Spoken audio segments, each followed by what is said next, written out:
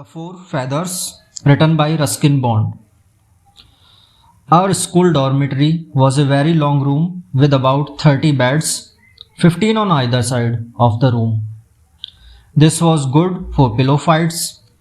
Class 5th would take on class 6th, the two senior classes in our prep school, and there would be plenty of space for leaping, struggling small boys, pillow flying, feathers flying, until there was a cry of "Here comes Fishy" or "Here comes Ollie," and either Mr. Fisher, the headmaster, or Mr. Oliver, the senior master, would come striding in, cane in hand, to put an end to the general mayhem. Pillow fights were allowed up to a point, nobody got hurt, but parents sometimes complained if, at the end of the term, a boy came home with a pillow devoid of cotton wool or feathers. In that last year, at prep school in Shimla, there were four of us who were close friends: Bimal, whose home was in Bombay; Riaz, who came from Lahore; Bran, who hailed from Vellore; and your narrator, who lived wherever his father, then in the Air Force, was posted. We called ourselves the Four Feathers, the feathers signifying that we were companions in adventure, comrades in arms, and knights of the Round Table. Bimal adopted a peacock's feather as his emblem. He was always a bit showy. Riaz chose a falcon's feather, although we couldn't find one. Bran and I were at first offered crow's or murgi's feathers, but we protested vigorously and threatened a walkout. Finally, I settled for a parrot's feather, taken from Mrs. Fisher's pet parrot, and Bran found a woodpecker's, which suited him as he was always knocking things about. Bimal was all thin legs and arms, so light and frisky that at times he seemed to be walking on air.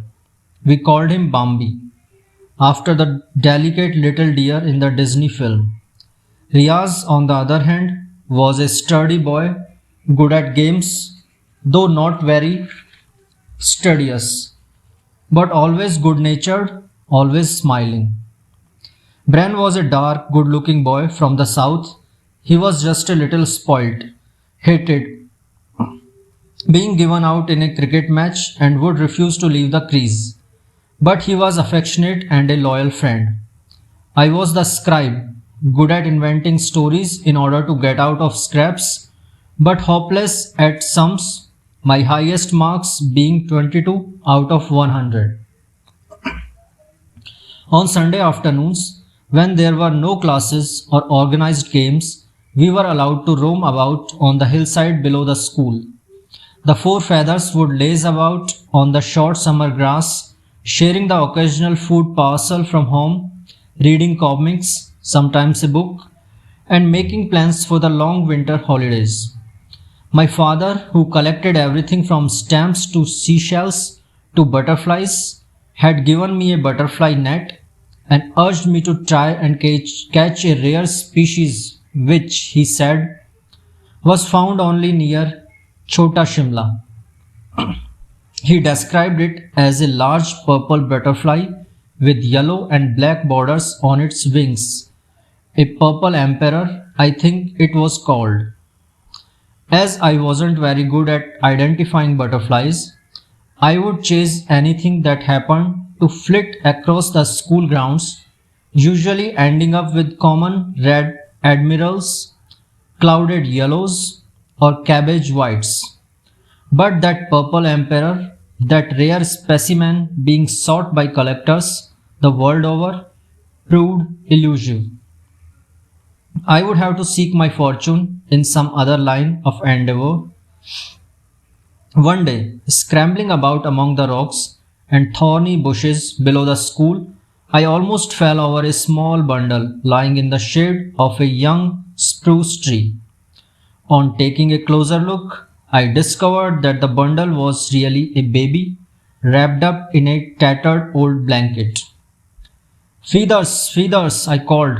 Come here and look. A baby's been left here. The feathers joined me, and we all stared down at the infant who was fast asleep. Who would leave a baby on the hillside? Asked Bimal, of no one in particular.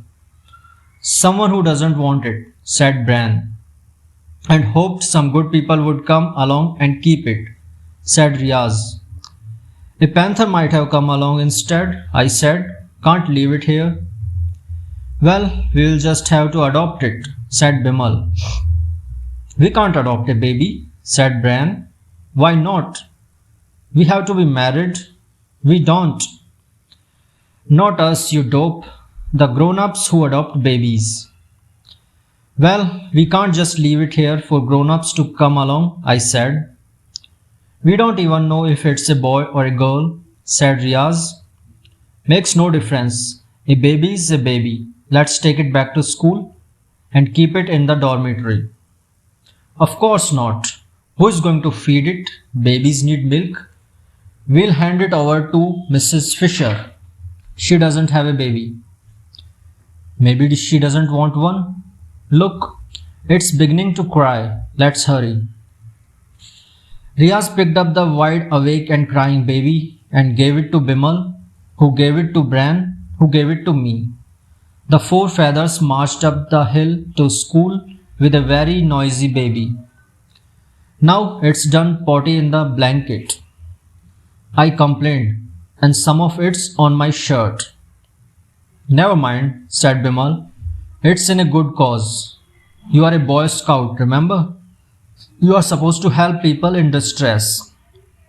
The headmaster and his wife were in their drawing room, enjoying their afternoon tea and cakes. We trudged in, and Bimal announced, We have got something for Mrs. Fisher.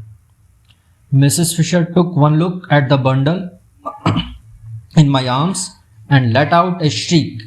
What have you brought here, Bond? A baby, ma'am. I think it's a girl. Do you want to adopt it? Mrs. Fisher threw up her arms in consternation and turned to her husband. What are we to do, Frank? These boys are impossible. They have picked up someone's child. We'll have to inform the police, said Mr. Fisher, reaching for the telephone. We can't have lost babies in the school. Just then there was a commotion outside, and a wild-eyed woman, her clothes disheveled, entered at the front door accompanied by several menfolk from one of the villages. She ran towards us, crying out, my baby, mera bachcha. You have stolen my baby. We found it on the hillside, I stammered. That's right, said Bran. Find us the keepers. Quiet, Adams, said Mr. Fisher, holding up his hand for order and addressing the villagers in a friendly manner. These boys found the baby alone on the hillside and brought it here before the hyenas got it, I put in. Quite right, Bond. And why did you leave your child alone? He asked the woman. I put her down for 5 minutes so that I could climb the plum tree and collect the plums. When I came down, the baby had gone, but I could not hear it crying up on the hill. I called the menfolk and we come looking for it. Well, here's your baby, I said, thrusting it into her arms. By then I was glad to be rid of it. Look after it properly in future. Kidnappers, she screamed at me. Mr. Fisher succeeded in mollifying the villagers. These boys are good scouts, he told them. It's their business to help people. Scout law number 3, sir, I added, to be useful and helpful. And then the headmaster turned the tables on the villagers. By the way, those plum trees belong to the school. So do the peaches and apricots. Now I know why they have been disappearing so fast. The villagers, a little chastened, went their way. Mr. Fisher reached for his cane, From the way he fondled it, I knew he was itching to use it on our bottoms. No, Frank, said Mrs. Fisher, intervening on our behalf. It was really very sweet of them to look after that baby. And look at Bond. He's got baby goo all over his clothes.